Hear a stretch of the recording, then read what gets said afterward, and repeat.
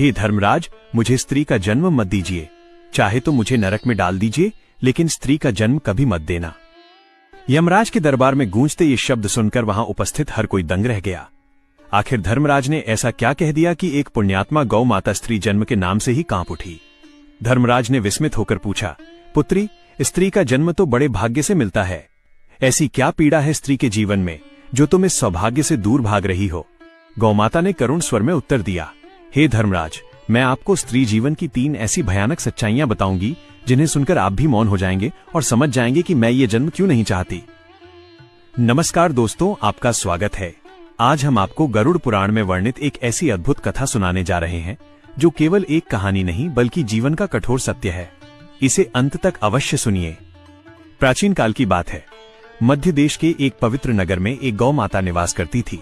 उसने अपना संपूर्ण जीवन मनुष्यों के कल्याण में अर्पित कर दिया था।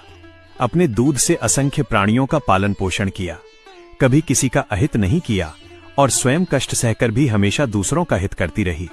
समय बीतता गया और गौ माता वृद्ध हो गई।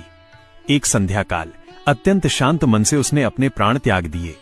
जैसे ही गौ माता ने शरीर छोड़ा, यमलोक से 2 यमदूत पृथ्वी पर उतरे।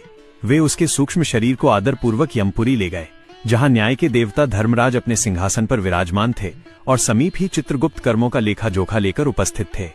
यमदूतों ने विनम्रता से कहा, हे धर्मराज, ये वही गौ माता हैं जिन्होंने अपना संपूर्ण जीवन परोपकार में बिताया है। अब ये आपके न्याय के लिए यहाँ प्रस्तुत हैं। धर्मराज ने गंभीर दृष्टि से गौ माता की ओर देखा और कोमल वाणी में बोले, हे गौ माता, तुमने पृथ्वीलोक पर महान पुण्य किए हैं। तुम्हारे इन्हीं कर्मों के कारण अब तुम्हें एक उच्च जन्म प्राप्त होगा। तुम्हें मानव देह में एक स्त्री के रूप में जन्म मिलेगा।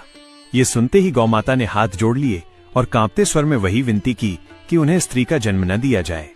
कुछ क्षणों के लिए संपूर्ण यम सभा में सन्नाटा छा गया। धर्मराज भी गहरे चिंतन में डूब गए।